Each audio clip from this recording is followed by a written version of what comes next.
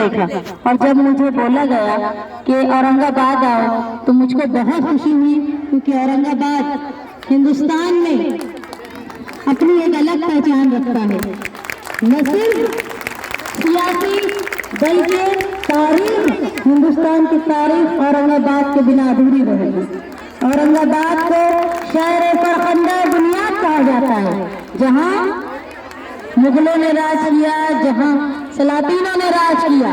हिंदुस्तान की तारीख की एक अहम बात यह है कि दिल्ली के बाद किसी शहर को राजधानी की कुर्बत हासिल हुई तो वो भी शहर औरंगाबाद है। औरंगाबाद में उर्दू जबान को परवान चलाया गया।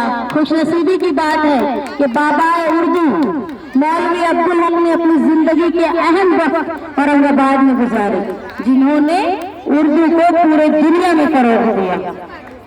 एक दफा मेरे वालिद साथी निहाल अहमद साहब औरंगाबाद शहर में बहुत बड़ी रैली निकाले थे।